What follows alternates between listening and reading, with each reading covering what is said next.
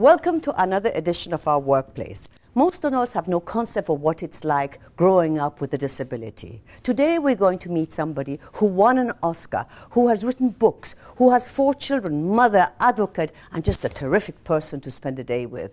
Come meet Marlee Matlin.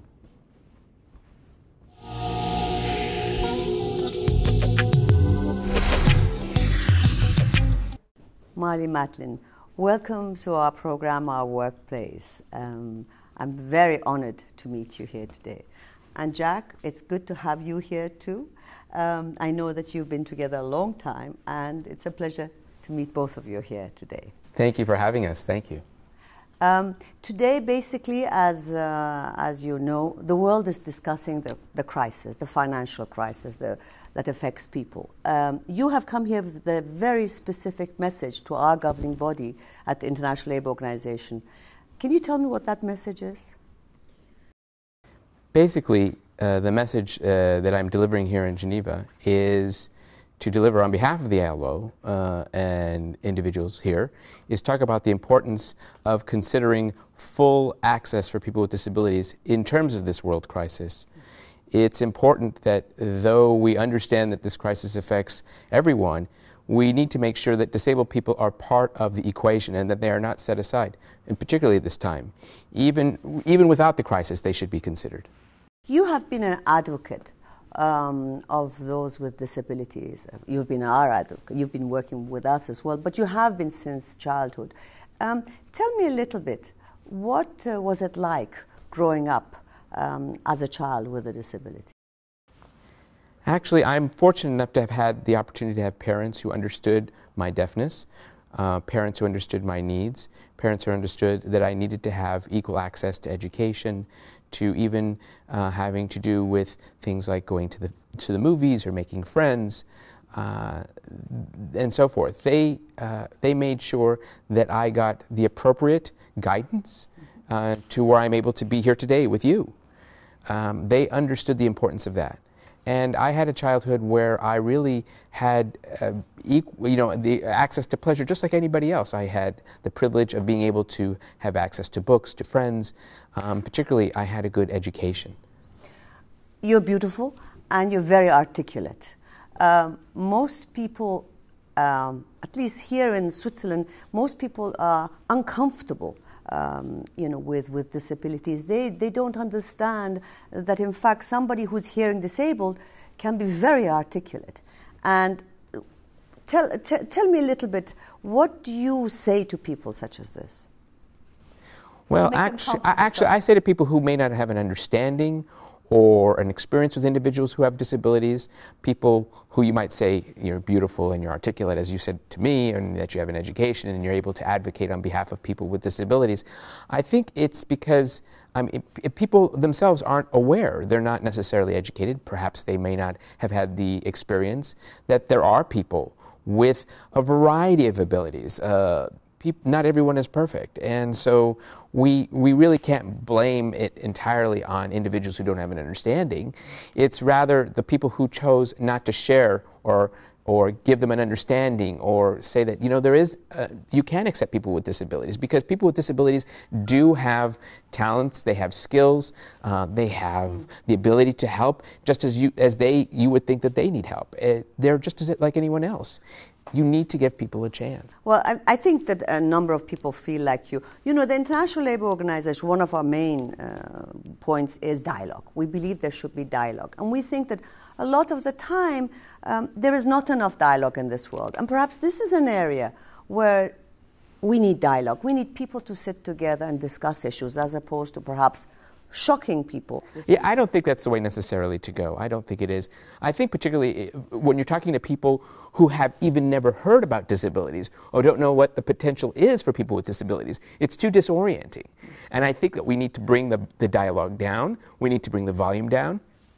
We need to talk, teach, educate, not preach. We shouldn't preach.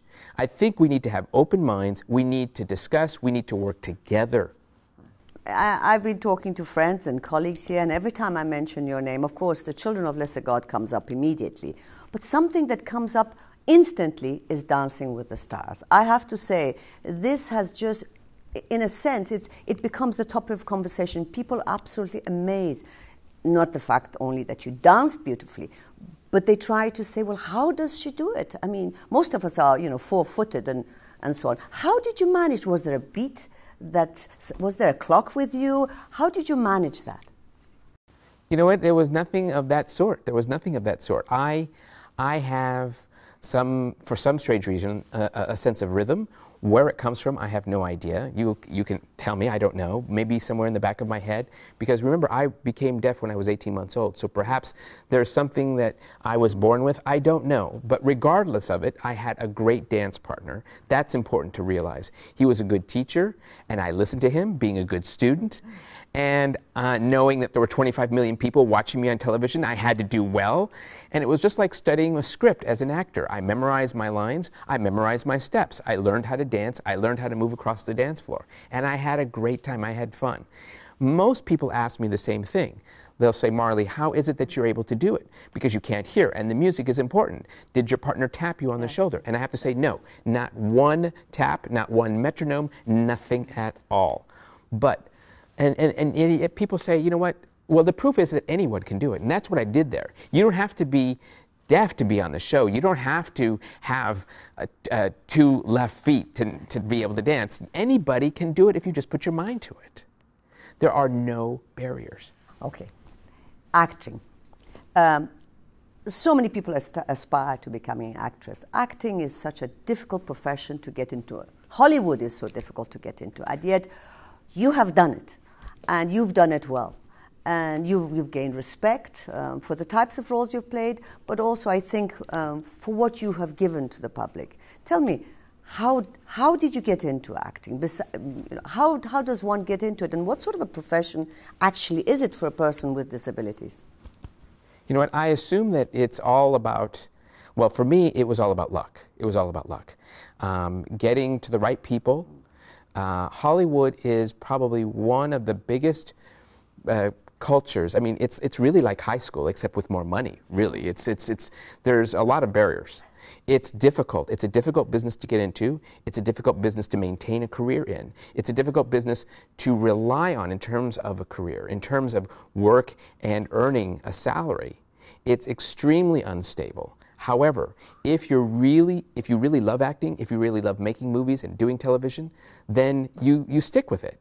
In my case, people say, how is it, Marlee, that you're able to gotten into Hollywood? Kids ask me, can I be an actor in Hollywood just like you when I grew up? And what I say to them is, you know what, first, the most important thing is to complete your education, finish high school. Hopefully then, if you want to go to college, you can have the opportunity to see other jobs out there that aren't quite as difficult to get into, have the opportunity to expand your horizons, and perhaps consider something other than acting. I'm not trying to discourage acting. I'm not trying to discourage Hollywood. I love Hollywood. It is my absolute passion. But it's not for everyone. It's not for everyone. Okay, well, following up on that, you sort of are speaking to a larger public of people who have disabilities. What is your message in general, not just about acting? What do you say? There's a lot of people who will be listening in on this program and seeing it. What is it you would give as a message to these people? Well, I think people, in particular people with disabilities, what I could pass along to them is, first of all, for people with disabilities, be yourself. Don't let anyone ever tell you that you can't do anything, you can't do this, you can't do that. Don't let anyone put barriers in your way. Break down the barriers, or walk around, or go around the barriers and prove people wrong. Do what it is that your heart tells you to do. You need to work on it. You need to focus on it. Believe in yourself. Believe in yourself, and make sure that you have a good system of support around you, of people. Tell me something, for all of us who have been blessed with, we have other types of disabilities perhaps, but basically blessed with the basics to get into a job and so on like this, what is it we can do to help those of us less fortunate? What is it, not just me as a person, but governments, people in the street, what can they do to help? Let people with disabilities, people less fortunate than yourselves, just let them in. Open the doors. Let them have a taste. Let them experience as you would. Do not close the doors. You can never, ever underestimate what people with disabilities can contribute. You will be surprised.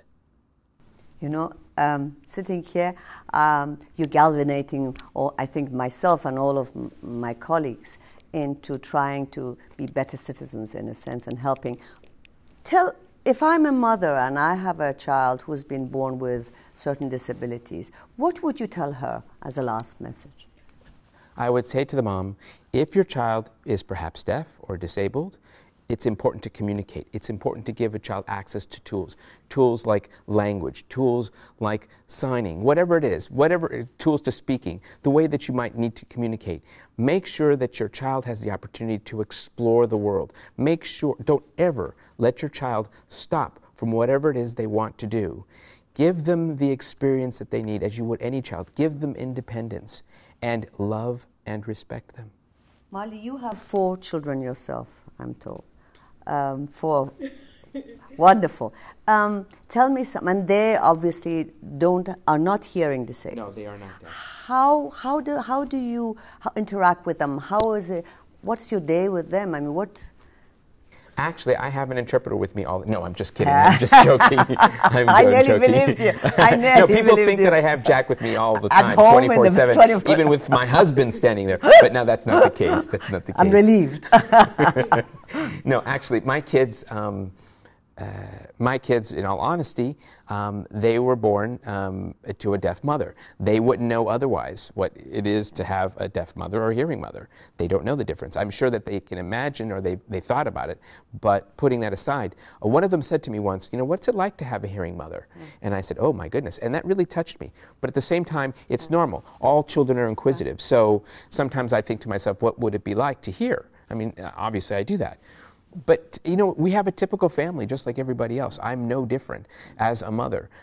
Things that I can't do are here. That's simple as that. Otherwise, I teach them. I'm there for them. I read them books. I speak fairly well, and I can sign at the same time. I cook for them. I take them to school. I root for them at soccer games. I do everything. It's as normal as it can be in our house, just like for any other mother and father. There is no difference in our household. You've done amazing. I've seen you on West Wing, you know, fabulous things. You've been an actress, you've been a mother, you've been a wife, you're an advocate, you're a spokesperson for us in the ILO. What is the next stage? What are you going to do next? How are you going to surprise us next? Well, listen, I've already written 4 books.